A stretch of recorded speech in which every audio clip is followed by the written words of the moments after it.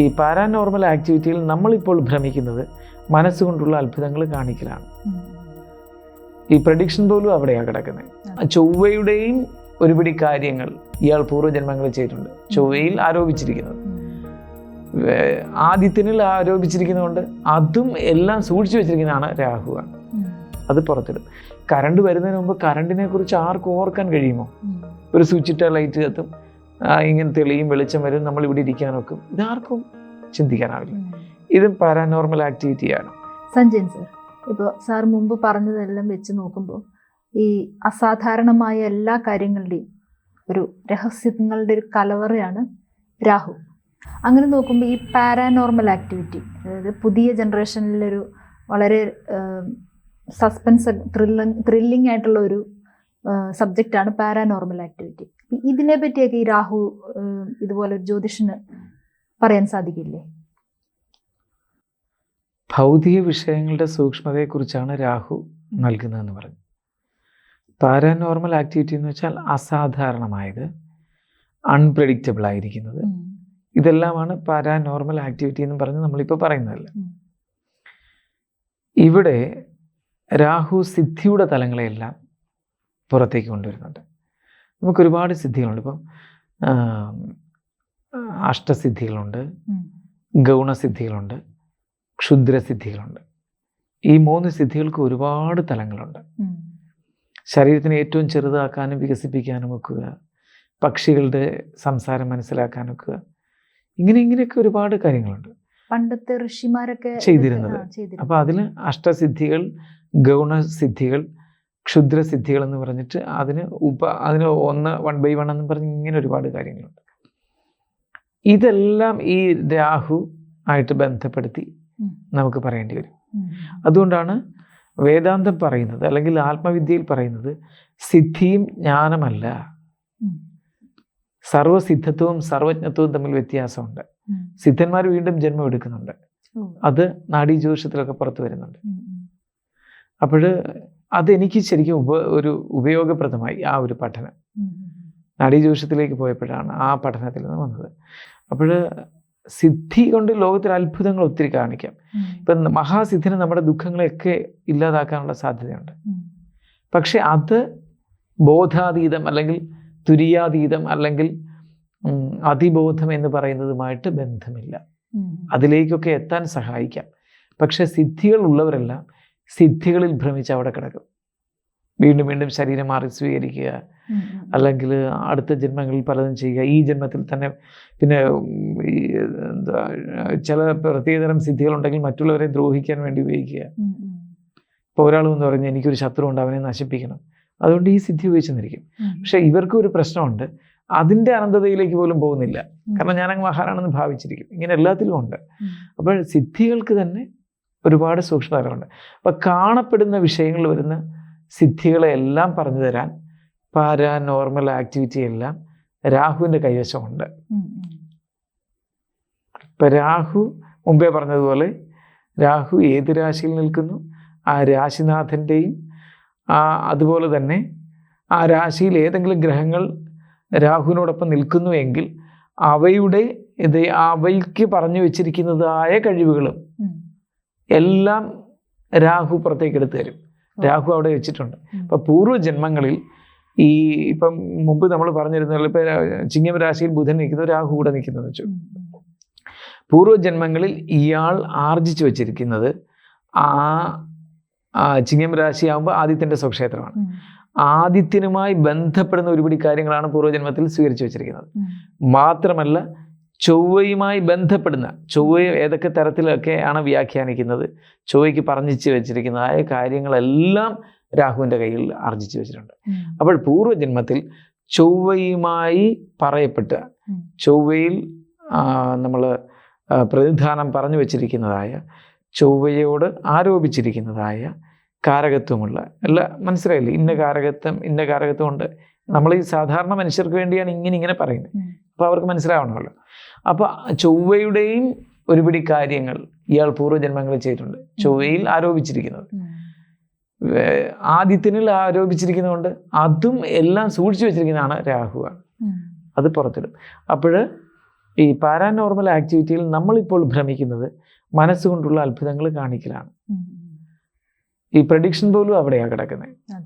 അല്ലാതെ സർവജ്ഞ ഈ ജ്ഞാനത്തിൻ്റെ മേഖലയിലല്ല. പ്രഡിക്ഷൻ പോലും കിടക്കുന്നതും ഈ നമ്മളുടെ അപരാവിദ്യയുമായി ബന്ധപ്പെട്ട് പൂർവ്വജന്മത്തിൽ ആർജിച്ചിരുന്ന കാര്യങ്ങളുമായിട്ട് ബന്ധപ്പെട്ടാണ്. ഇതെല്ലാം രാഹു പാരാനോർമൽ ആക്ടിവിറ്റി എന്നുള്ള നിലയിൽ ഗുണം ചെയ്യും. ഇത് ഇവിടെ വരെ സാധാരണ ജനത്തിന് വേണ്ടു.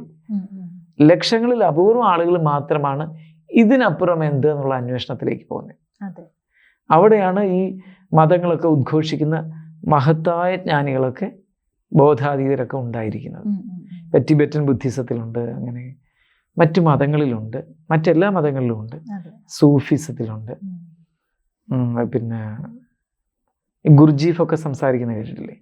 അപ്പോൾ അതിൻ്റെയൊക്കെ ഇപ്പം ഓഷോ ഇതൊക്കെ എന്ന് പറയുമ്പോൾ ഇതെല്ലാം ഈ പാരാനോർമൽ ആക്ടിവിറ്റിക്ക് ഗുണകരമായി നിൽക്കുന്ന രാഹു തരുന്നതായ അത്തരത്തിനും അപ്പുറത്തേക്കുള്ള ഒരു സംഭവമാണ്. ഓഷോയൊക്കെ പരാവൃത്തിയെ പറ്റി ഒരുപാട് സംസാരിച്ചിട്ടുണ്ട്. ഉണ്ട്. അതിന് ആരാണെന്ന് ചോദിക്കുമ്പോൾ ശനിയാണ്. അപ്പൊ പാരാനോർമൽ ആക്ടിവിറ്റിക്ക് കാരണഭൂതൻ രാഹു ആണോ എന്നൊരു ചോദ്യത്തിലേക്കാണ് നമ്മളുടെ ഈ എപ്പിസോഡിൽ വന്നത്. രാഹു ആണ്. അതേത് ഈ കാണപ്പെടുന്ന അത്ഭുതകരമായ കാര്യങ്ങളെയല്ല. ഇപ്പോൾ ഒരു ഡോക്ടർ ഇപ്പൊ തല മാറ്റി വെക്കുന്ന ശസ്ത്രക്രിയ, പിന്നെ ഇപ്പൊ തെർമോക്കോളിനേക്കാൾ ഭാരം കുറഞ്ഞ വസ്തു കണ്ടുപിടിച്ചിരിക്കുന്നു. ഇങ്ങനെ ലോകത്തെ അത്ഭുതങ്ങൾ എല്ലാ മേഖലകളിലും നടക്കുക. ഇതെല്ലാം പാരാനോർമൽ ആക്ടിവിറ്റിയുമായി ബന്ധപ്പെടുത്തി പറയേണ്ടി വരും. കാരണം കാണാത്ത കാര്യം ഉണ്ടാക്കിയെടുക്കല്ലേ. ഇനി ഇപ്പോഴും ഇങ്ങനെയാകും. അപ്പം നമുക്ക് അതിശയമായിരിക്കും. ഇപ്പം കറണ്ട് വരുന്നതിന് മുമ്പ് കറണ്ടിനെ കുറിച്ച് ആർക്കും ഓർക്കാൻ കഴിയുമോ? ഒരു സ്വിച്ച് ഇട്ട ലൈറ്റ് കത്തും, ഇങ്ങനെ തെളിയും, വെളിച്ചം വരും, നമ്മൾ ഇവിടെ ഇരിക്കാനൊക്കെ. ഇതാർക്കും ചിന്തിക്കാനാവില്ല. ഇതും പാരാനോർമൽ ആക്ടിവിറ്റിയാണ്. അങ്ങനെ വരുമ്പോൾ അതെങ്ങനെയാണെന്ന് വെച്ചാൽ ഈ രാഹു സൂക്ഷിച്ചു വെച്ചിരിക്കുന്നതിനെല്ലാം ചെപ്പ് പുറത്തേക്ക് തുറന്നു വരിക. എന്നാൽ ഇവയ്ക്ക് അതീതമാണ് ബോധാതീതം എന്ന് പറയുന്നത്. ഈ ബുദ്ധൻ പറയുന്നതും അങ്ങനെയുള്ളതൊക്കെ ഇപ്പൊ ഈ ഉപനിഷത്തുകൾ വെളിവാക്കുന്നത്, വേദാന്തം വെളിവാക്കുന്നത്, ബ്രഹ്മസൂത്രം, ഇതെല്ലാം പറയുന്നതെല്ലാം ഇത് തന്നെ. ശങ്കരൻ പറഞ്ഞിരിക്കുന്നതും കൃഷ്ണദ്വൈപായനൻ പറഞ്ഞിരിക്കുന്നതും മറ്റു മതങ്ങളിലെ വലിയ വലിയ ആചാര്യന്മാർ പറഞ്ഞിരിക്കുന്നതിലും ഒക്കെ ഇത് വരുന്നുണ്ട്. പക്ഷെ അവിടെ ജനം എങ്ങനെയാണ് ഇന്റർപ്രറ്റ് ചെയ്യുന്നത്, വ്യാഖ്യാനിക്കുന്നതെന്നും ഇപ്പോൾ എങ്ങനെയാണ് ഉപയോഗിക്കുന്നതെന്നുള്ളതും അനുസരിച്ചിരിക്കും അതിൻ്റെ കുഴപ്പങ്ങളും ഗുണങ്ങളും ഗുണദോഷങ്ങളും. ഇത് പറയുന്നത് ശരിയാണ്. ഇപ്പോൾ പാരാനോർമൽ ആക്ടിവിറ്റി എന്നൊക്കെ പറയുമ്പോൾ ഈ അത്ഭുതകരമായ ബോധത്തിൻ്റെ അനന്ത തലങ്ങളിലേക്ക് എത്തിക്കൊണ്ട് സമൂഹത്തെ നയിച്ചിട്ടുള്ളവർ ചെയ്തിരിക്കുന്ന ആ അസാധാരണത്വത്തിന് രാഹുവിനെ നമ്മൾ പ്രതീക്ഷിക്കേണ്ട. അവിടെ ശനിയെ പ്രതീക്ഷിക്കണം. ഇപ്പം വലിയ ഗായകരൊക്കെ പഠിച്ചിട്ടില്ല, പൂർവ്വജന്മത്തിൽ പഠിച്ചു വെച്ചിരിക്കുക, ഈ ജന്മത്തിൽ വന്ന് പാടുക. അത് രാഹുവിൻ്റെ കയ്യിലാണ്. രാഹു ശുക്രനുമായിട്ടും ചൊവ്വയായിട്ട് ബന്ധം കാണും, ആ ഗ്രഹനിലയിൽ ഉറപ്പായിരിക്കും.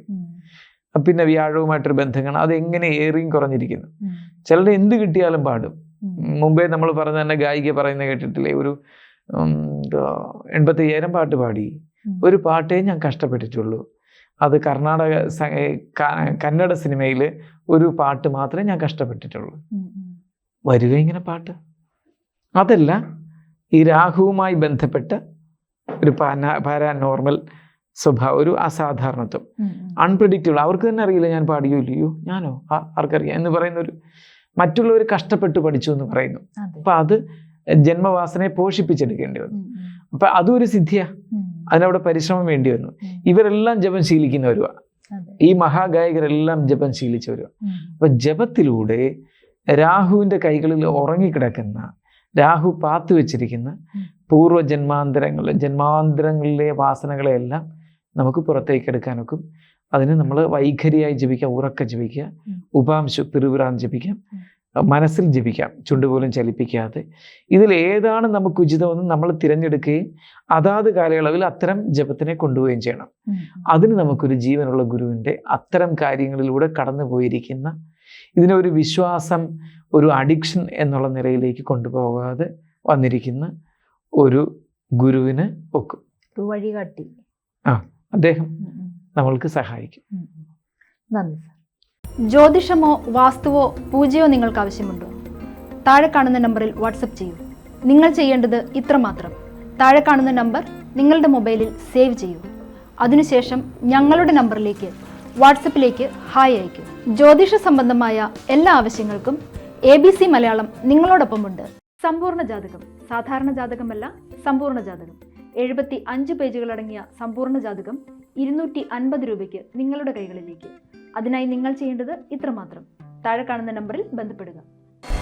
ജ്യോതിഷവുമായി ബന്ധപ്പെട്ട എല്ലാ വിശേഷങ്ങളും നിങ്ങളിലേക്കെത്താൻ ABC ജ്യോതിഷം സബ്സ്ക്രൈബ് ചെയ്യുക.